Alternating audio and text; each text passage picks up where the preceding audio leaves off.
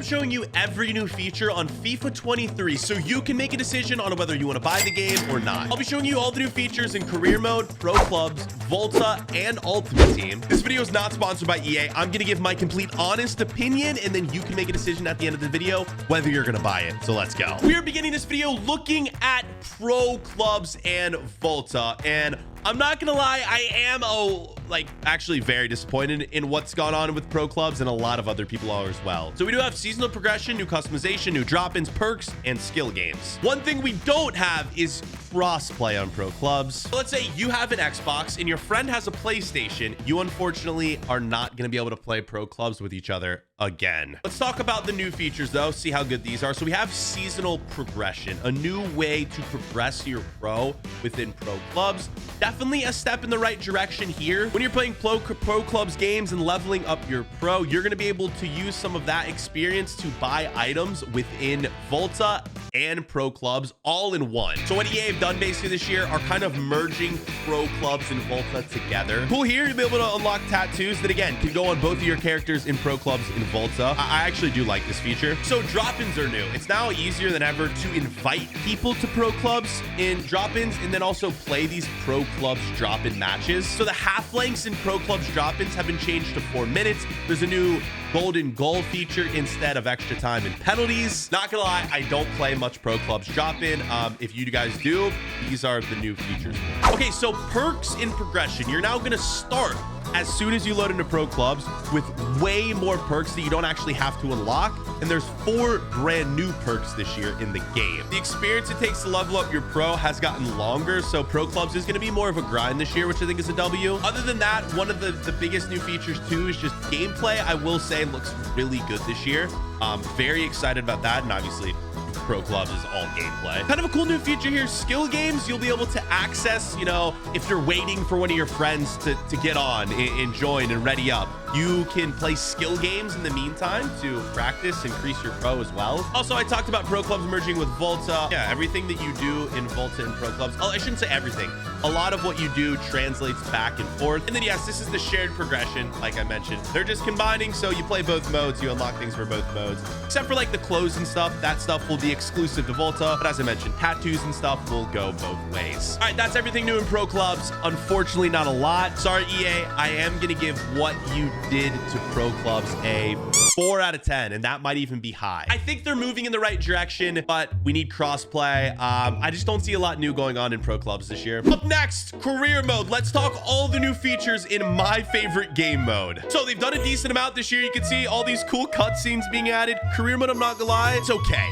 But let's talk through it. Player personality, playable highlights, new menu, dynamic moments, transfer analysis, authentic managers. So from the looks of that, there's actually a lot new, but let's explore. Starting with player career personality. Okay, I'm already excited about this because it's one of the first like big updates to the player career mode finally in a while. So in career mode, in player career mode, there's 3 different personality types. You're actually gonna be able to shape your player the way you want to on and off the pitch. So for example, if you decide to take a shot instead of pass to a teammate, that will affect your player's personality and reflect your relationship with other players. There's Maverick, there's Heartbeat, and there's Virtuoso. Right, so here's what I mean about off the pitch. Check out what you can do. Look at this screen. Look at these screens. Okay, I actually don't know what, like, if this is going to be good or bad, but like you can read a book by a club legend. Kind of random, but all right, it's in the game. Your player can download? Oh, this is investments. So you can actually make investments to get more revenue for your player. You can invest in a phone app, invest in an esports team, microfinance, clothing brand. Not gonna lie, EA, I actually really like this feature. Very cool for player career mode. And every time you choose one of these, it will affect your pro in one way. This sort of decision he made him better in Maverick or Virtuoso. These are some of the shopping features though. You can hire an assistant, order a suit from a top designer, buy a top-end bike, purchase handmade shirts and silk ties. All right, some of this is very random, but it is kind of cool that you can do it within career mode now. Although if you do like buy a top-end bike, it just like says you buy it, you don't actually get to like ride around with the bike, unfortunately. Like that would be cool, but you can't do that. Yeah, and all these decisions, investments will affect your player personality type. So Maverick is more of a player who I would say is more about themselves, scoring goals. You have Heartbeat. They're more of like a team captain. They're involved with everyone. They're a leader. And then Virtuoso is like a smart person who always seems to make the right decision, plays himself, doesn't know how to pass to, and then all of this will affect your play style. So far for player career mode, I'm really liking what I see. All right, playable highlights is next, and this is also within the player career mode. So instead of, I think this is also in normal career mode too. Yeah, whatever you want to do. If you don't want to play the whole match, you can just play a few highlights from the game, and you can choose to only play attacking highlights or only defensive highlights or both or whatever you want, really. I do kind of enjoy this feature as someone who doesn't have time. Well, I do have time, but I sometimes don't want to play full games in player career mode. This is an awesome feature. Finally, it's been since like FIFA 13. Yeah. Oh my God, it's been almost 10 years, but we finally have a new menu in career mode. And it's kind of not even new. Like, bro, this just looks like FIFA 22. This is just the email screen. This is new though. It's also not new because it was the menu in Ultimate Team last year and they just moved it to career mode. So it's kind of new. It's already been in the game. So it's new for career mode, I guess. I don't want to complain too much because I am very glad that after almost 10 years, there is a new menu. So thank you, EA. Dynamic moments in the player and manager career mode. Now, this is very cool. We're going to get to see a lot of very cool and unique cutscenes in basically everything. Let's take a look at a few of these. So if you are a new player on a team or new manager on a team, you'll get new cutscenes when you join certain teams or make sort of big decisions within your career. So I guess this is a player signing with Real Madrid for the first time. Players in their sort of training rooms you'll get to see when they get called up to their first teams, when they're walking into a match. So just more cutscenes in career mode, which is good. Calling them dynamic moments. I really hope that there's a big variety of these though. If there's not a big variety of these, I am gonna be upset. That's cool. Like Benzema meeting your player for the first time and then him getting interviewed. I actually do really like this a lot. Again, one thing that a lot of these features lack is that they're really cool at first, but after you do them one time, it becomes super repetitive. So with things like all of these like investments and shopping and decisions, and then also with all of these cutscenes as well, I hope there's a variety so that you don't see the same cutscene or don't make the same decision over and over and over and over again. Do you guys know what I mean? All right, so we have a new transfer analysis feature in the manager career mode, which is, I actually do like this a lot. So when you're going to make a new transfer within career mode after it's made, you will get a rating based on how good the negotiation was. If you got a good deal or you got a bad deal. So here we go. Holland signs with City. They are going to grade this transfer within FIFA when it's made. Transfer in Dortmund to City. They show you the amount and then you get the grade. Let's see what they give the Holland transfer. Oh, F.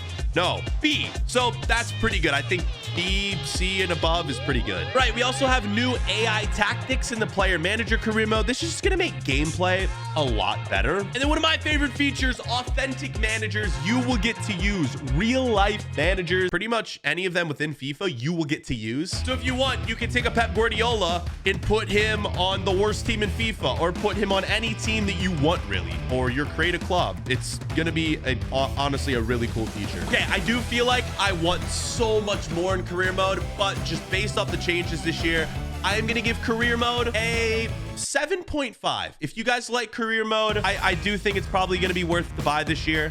I don't think you're going to miss a lot if you don't buy it, but 7.5 is a very fair rating and a very good rating. I briefly want to run through this video before we talk about Ultimate Team. This just shows you the new match day experience on FIFA 23, which I like a lot. So I have done a lot this year to make the game look as realistic as possible, which they do every year. But I will say, like, the grass looks amazing on FIFA this year. The movements, the net mechanics, the physics of the players. The shadows are now more realistic than ever in FIFA. It's just going to make it almost look like you're playing real life football, but it's a video game. We have around the stadium, more authentic stadium build up before the matches. You have fans coming in, supporter sections.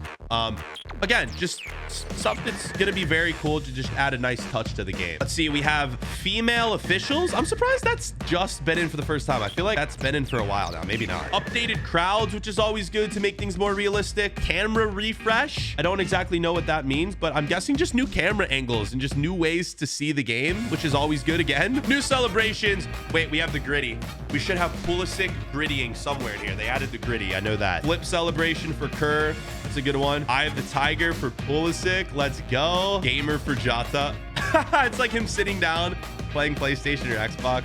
Very cool. All right, all this new match day experience, I'm giving a 9 out of 10. Okay, now on to Ultimate Team. All right, here's Ultimate Team. Get ready because EA have made some big changes. Starting with FUT moments. Now, this is a feature that if you like career mode, I think you're gonna love in Ultimate Team. Also, the pack animation. Yeah, before we talk about the new features, how do you rate the pack animation this year in FIFA? This is always one of the biggest things that happens. It's cool because the rating starts from 0, and then you slowly see it work up, and like it can get to 80 overall, 90 overall if you get like a Messi or Ronaldo. I like the pack animation. Simple, very similar to past FIFAs. It's good. I rate it. Right, so FUT moments. This is actually, again, very cool if you're a career mode fan. It's basically a handful of offline challenges with different requirements that can replicate real life football, past games, future games. You could be put into a match in the 90th minute and be required to score a game-winning goal with Mbappe, or you could be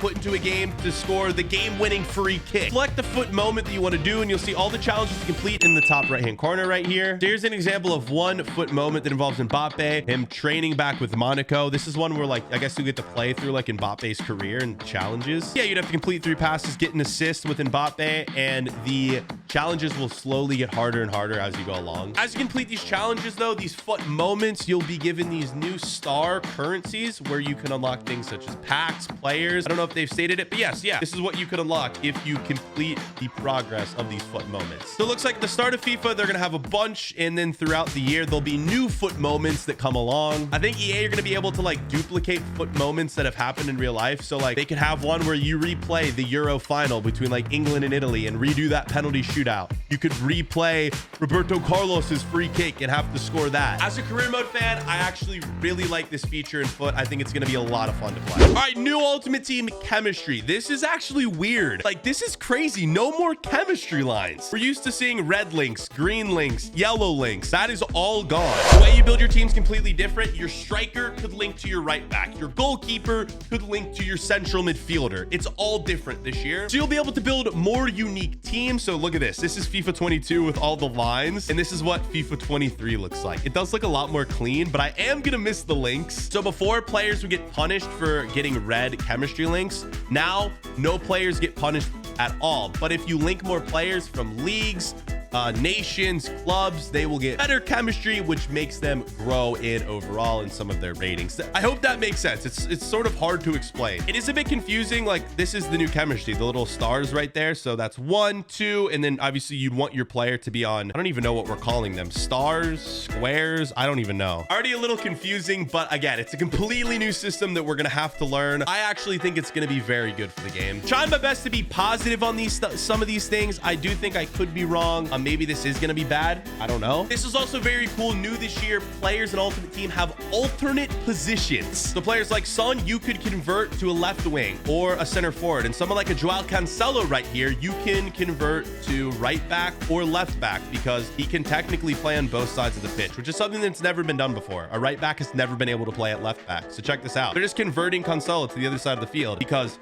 that's one of his secondary positions. Honestly, very cool move here by EA. This is one of my favorite new things. So you can see Mbappe in the preview, alternate positions, center forward and left wing. I don't think these are final though. Like, none of these positions and ratings too are not final. They could and will change when the game's released. I do really like this though because, you know, EA could make special cards in Ultimate Team where like a goalkeeper has like a secondary position at striker. That would be cool. And then icons as well are going to be a bit different the way they link. If you want a more in-depth explanation on the chemistry, watch the video that EA posted. Right, crossplay is kind of interesting now. You can play across Xbox, PlayStation, and PC. Stadia, I think. Yeah, so the transfer market, it used to have separate transfer markets for Xbox, PlayStation, and PC. Now they're all linked into one. Also, new customization in terms of the stadiums within FIFA 23, which I always love the customization. And then EA teased the World Cup, saying that there will be World Cup content in Ultimate Team this year, but then they said we can't talk about it now, we'll talk about it later, which is just the biggest tease ever. My rating for Ultimate Team, I am going to give a 5 out of 10. I think it's going to be very similar. Obviously, the chemistry is new, but in terms of like, I don't know. I want some game-changing stuff in Ultimate Team, and I just don't think we've got it. So there it is. I've given you all the information. Now it is your turn to decide whether you want to get FIFA or not. I'm getting it because it's is my career. You guys can do what you want. I do think it's going to be a fun game this year. I wish there was more, but they have given us a decent amount of stuff to work with. Videos will be fun. I'm excited for FIFA 23. Hopefully you guys are too. If you enjoyed this one, click to watch one of my super old videos, man. This could be cringy. Watch it and let me know what you think, and bring on FIFA 23.